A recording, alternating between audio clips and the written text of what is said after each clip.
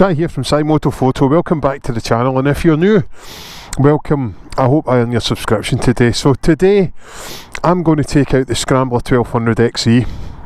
I'm going to take this bike out and do a little bit of fast road, B-road, and then I'm going to take it on a little bit of an off-road trail as well, bit of a forestry trail.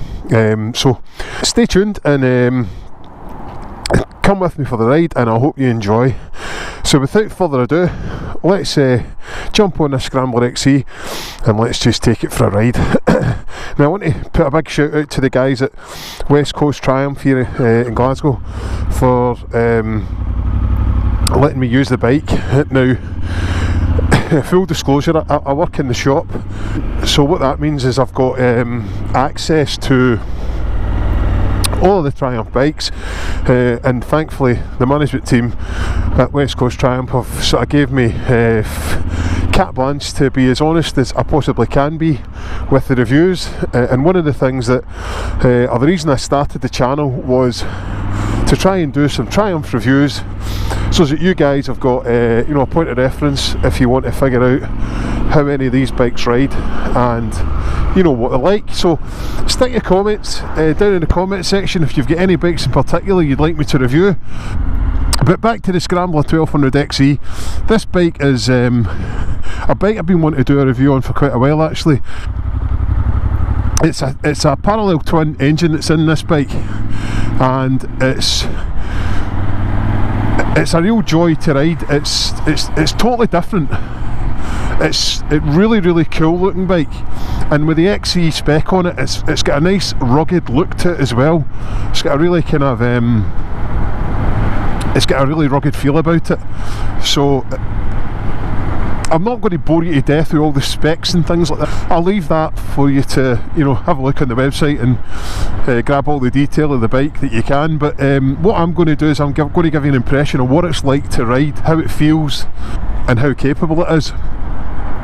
So I hope you enjoy the ride. So first of all, we're just going to take it onto the motorway, just to get down to a little bit of B-roads, and to get on some B-roads, and then what we'll do from there is there's an off-road trail that I like to go on, and it's quite cool. Initial impression, the seat's quite hard on it. It's still got a big plush seat, but it's comfortable. It's not uncomfortable, but it's just it's just a wee bit firm. It's got fully adjustable suspension on it, and you'll notice the rear suspension is sort of really top quality piggyback Öhlins suspension. But let's just get on the motorway here and just let's see what it's like at a bit of a pace. It's really quite an upright riding position that's on the bike, so you're sitting up very you know, very straight backed at 60 miles an hour. It's just what you'd expect for a naked bike. You know, you do get a bit of wind about you. It's not overly, you know, it's not unmanageable. It's just what you would expect on a naked bike. The parallel twin engine has got a fair bit of pickup, so what we'll do is we'll just put the bike down to we'll put it in at 4th gear, and we're sitting here at 50 miles an hour, and if I open the throttle it pulls away lovely, and it makes a really nice noise. You know, it's got that classic British parallel twin engine noise. It's really iconic. So the bike's running on 21-inch front wheel and spoked wheels, and it's also running on touring tyres, so they're kind of off-roady type tyres. Not fully off-road, but they're, you know, they've got a fair wee bit of off-road capability to them. But it adds again to this rugged look that the bike has. One thing I would say about this bike is it's super stylish. You know, it's got a real sort of classic theme. You know, the Scrambler theme, and Triumph have nailed it with this bike. It just looks, you know, uber stylish. There's lots of different luggage options that you can get for it as well. They do like a side bag that goes over the bike, and it looks really cool. It looks in tune with the bike's style. This model's got it's like a bash plate underneath the sump, and it's, you know, it covers the front of the exhaust as well. So it's not the exhaust, the frame. and it's quite durable. You know, it's not something I think you would have to go out and replace with another. It looks like you know, it looks as if it would be, you know, well up to the job if you were doing any kind of off-road work on the bike. So the parallel twin engine is something that I'm not particularly used to. I've not had huge amounts of experience in the short time that I've been working with Triumph. I've not had huge amounts of experience on these parallel twin engines, but you know, one thing I would say about them is they are very, very torquey, and they you know, they've got a broad sweep of power, and they do lots of different variations of that. You know, this 1200 engine, you've got high torque, you've got high power, you know, you've got various different states of tune that the engine comes in. And the Scrambler is, you know, it's in a high performance tune, so it's quite you know, it's got plenty of power right throughout the rev range. You know, it's not just confined to one area of the rev range on the bike. But more than anything else, it sounds amazing. It's got a real creamy,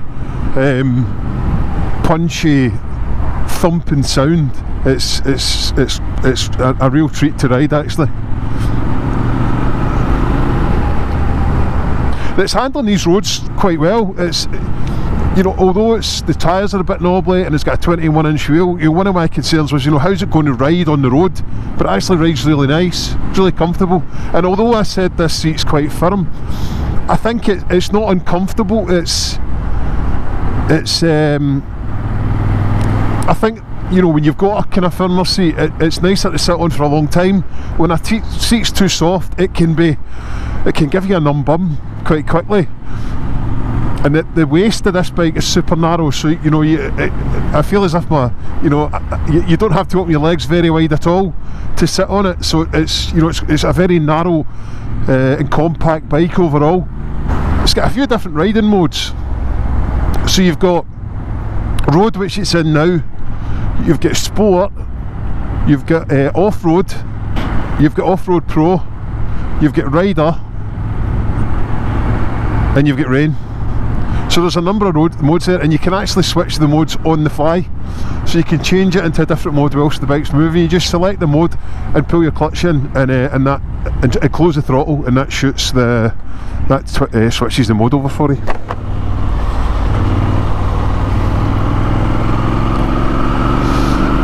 It's starting to get a wee bit darker now, but it's a very, very cold January day. It must be about 3 degrees today, and it's I tell you what, I can feel it in my fingers. I've got a pair of summer gloves on. That's a real rookie mistake, but I'll give the engine a hug in a wee minute. We'll stop further up here and we'll do a little walk round the bike, and I'll show you a few of the different features in the bike, and just let you see it from all angles before we crack on and we do our little off-road adventure. And when I say an off-road adventure, it's not anything mad off-road, it's just it's like a forestry trail that I use quite often when I go out on my bikes. I do enjoy it, actually, and the older I get, the more I like doing things that are a wee bit different on the bike. So this little off-road trail is really quite enjoyable, and it's not far, it's just a couple of miles, but it takes you through those of you that watched the review I did on the Tiger 1200 rally, then you'll be familiar with this road. The shocks are fully adjustable. You can adjust the rebound, the dampen on the forks there, and you've also got like a steering lock that you use with your key. Just this little cover here, you just uncover that, and your key will go in and actually lock the steering head for you. It is keyless, the bike, so you don't need to use a key to start it. You just press the starter button. And one thing that Triumphs all have, and I don't know why all manufacturers don't have them, because it really is a great feature. We've got backlit switches, switchgear, and it's really fantastic when you're out at night and you can see what all your buttons are doing. Just a small thing, but it makes all the difference when you're out, you know, when the light starts to die on you. So this is the Scrambler 1200 XE. As you can see, it's finished in khaki green with a black stripe on the front of the tank with the new Triumph logo on it. The XE is giving you that little bit more height. It's giving you a little bit more off-roady sort of capability, so it's got your bash plate and things in the front, and it's also got your Tourance tyres on it that give you a little bit more, you know, of an off-road. I'm an off-road bike. It's not fully off-road tyres. They are sort of semi, sort of maybe 80-20 tyres. But you've got your two silencers that run along, you know, quite high on the bike to give it that Scrambler look. And you've also got the heat shield on it, and you genuinely don't feel much heat coming through that. It's actually really quite impressive. They've nailed that exhaust and the heat shield system that's on it.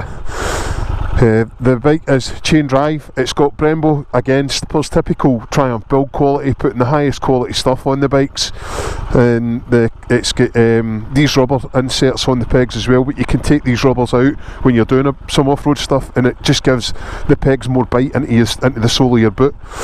So that's the 1200 XE. It's got LED lights all around, so you know, it's really good visibility in the bike. LED lights there at the daylight, the running light on the front of the bike as well, and the mirrors on it. They're not.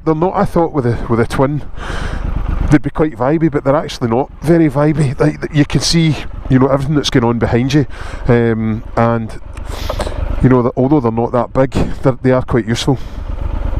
So let's just change the mode here. Let's go and we'll stick it into off-road. I'm not going to stick it into off-road pro because we don't need that. We're not going anything mad off-road, and it's way past my capability off-road as well. I definitely wouldn't call myself an off-road pro guy. But let's go for a wee ride, and we'll see how this bike copes going through the forestry trail. So the bike's got 6 rider modes. We're in the off-road mode at the minute, and there's also a configurable mode which you can go in and faff about with and do lots of different stuff with, but we're in off-road mode. That'll do us for the time being. And as I say, this engine being the high performance version, so it's got 90 horsepower, which is plenty much, and that'll give you, you know, with a twin engine, you've got super tractability, mechanical grip, off-roady type terrain. So you can really get a good connection with the throttle, and because this is the XE model, you've got long travel show-off forks to give you just, you know, that little bit more ground clearance for going through big bumps and holes and things like that. So that's always a welcome addition when you're taking a bike in any kind of off-roady situations. So as I say, this is not, you know, anything mad off-road. It's just a little forestry trail, which is just good fun. I love doing stuff like this. It's just getting off the beaten track and you know, and taking the bike and doing stuff that you wouldn't normally do. I find it really quite good. Just take it out the seat when you're going through stuff. I always find that when you're riding a bike on sort of surfaces like this, when you're out of the seat on the bike, it just gives you more control. It lets the bike sort of behave itself, and just you get more balance, you get more feel. When you're sitting down in the bike seems very nervous, whereas when you're above the bike and you're above the front tyre, it just makes the bike behave a lot better, and it's a lot easier to control as well. This is lovely. The suspension on it is just dealing with this lovely. It's not, you know, you're not shaking your brains out when you get over all these holes, and it's when it out and roads like this, I just love aiming for the potholes.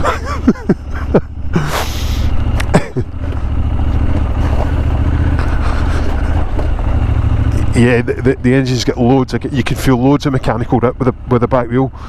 It's just when you open the throttle, when it's in the off-road mode, the throttle's sort of softened almost with your hands. So, you know, when you're bouncing over big bumps and ruts and stuff like that, you know, you don't get jerky throttle because you're on and off it, because you're, you know, your hands twisting the throttle because of all the bouncing about you're doing.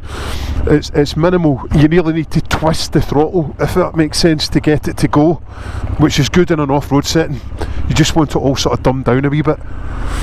And I love the sound of it. The sound of this exhaust is just marvellous.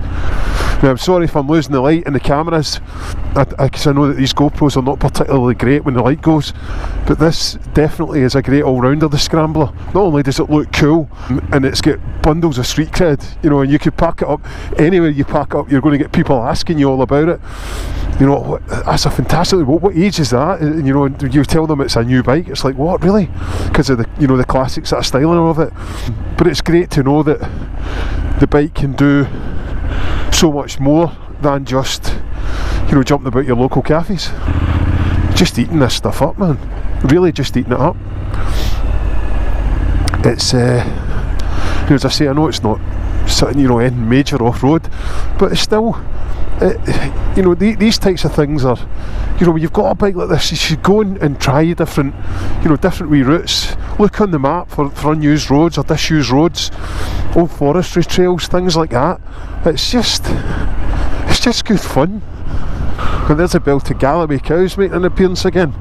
They were out here the last time I done the review, and it's, as I mentioned in that video, these cows are quite rare. Bell to Galloways, they're like big fuzzy bears. You don't see them very often, and it's just ironic that they've come back out to see us today. There you go, anyway. Right, so let's just head up out of this trail, and I'll get you back up the B roads before we head back to the shop. It's starting to get a bit miserable. It's been so cold all day today. Must be only 2 degrees or 3 degrees. Yeah, so we're on little single track road here. We're just making our way back to the B roads. So, you know, the bike's a joy to ride on these roads. It's got a real kind of, I wouldn't say a plush feel about it, because it does feel quite firm underneath you, this bike, but it's got a very sure-footed feeling about it. It gives you great feedback what's going on under the road with the, you know, the high quality suspension that's on the bike. It's not wallowy. It's quite confidence inspiring, actually, and you know, one of the things that's always makes me quite nervous with road bikes is when they've got 21-inch front tyres on them. It can make the bike really heavy to steer and really slow to steer, but it's not the case with this bike. It's been, you know, the geometry of it's really well set up, and it's just a joy to ride on the road. So is this a genuine alternative to an adventure bike? You know, for somebody that's not into that, you know, whole adventure bike thing, or that finds them a bit bland, or a bit, you know, uninteresting styling wise, is this a genuine alternative? I would say it definitely is. You know, it's a really interesting looking bike, handsome looking bike. It's got oodles and oodles of character with this parallel twin engine. You can do some touring on it if you get, you know, there's different options available for touring, luggage and stuff like that, sort of side bags and God knows what. So, you know, you could go travelling with it, you go touring with it, and it's also get capability off road. So, you know, there's absolutely no reason why this wouldn't be a genuine alternative to a full-on adventure bike. You can also get like screens for them and stuff like that as well, to give you a wee bit more wind protection if you were considering doing some serious miles on the bike. And the service intervals in this bike are every 10,000 miles or 1 year, so, you know, the service intervals are really quite good. So the running costs are not that huge on this bike. The valve service gets done every 20,000 miles, so it's not an expensive bike to own. They start at 13,695 for the XE model, and then depending on what paint finish you go for, that can creep up for a few £100 just for a, you know, obviously a metallic finish or something like that. I just wanted to give you my take on the bike on the motorway again. So it's very stable on the motorway actually, and it's one thing that I thought, you know, it might be a bit hairy. I don't know why I thought that, but it's really sure-footed on the motorway. Yeah, you get a lot of wind blast, but that's to be expected with a naked bike. You can get, you know, screens to combat that if it's, you know, you're going to be doing a lot of miles on the bike. But it's actually quite a pleasant place to sit when you're travelling along on the fast roads, on the freeways, the motorways. The riding position is super relaxed, super upright, and it's just it's a very commanding position, and you are quite high up. So I think it's a lovely bike for, just back to what I said about, you know, is it an alternative, an adventure bike? And it definitely is. It can be used in all settings. It's a lovely place to be, and it's a really nice bike to ride. And that engine, the parallel twin engine, has got some really fantastic pickup. When you open the throttle, second, third gear, it's off its mark, and it's no slouch. It's definitely no slouch. But anyway, listen, I'm going to head back to the shop, so what I'll do is I'll do a summary, how the ride went, and I'll catch you back at the shop.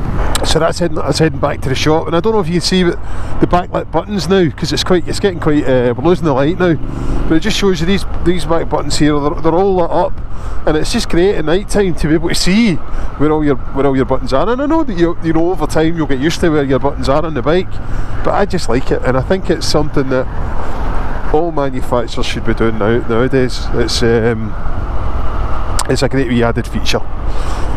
So the Scrambler 1200 XE, what were my thoughts? I think it's a really good bike, quite a versatile bike. The parallel twin engine gives the bike huge amounts of character and huge amounts of low down and mid-range torque.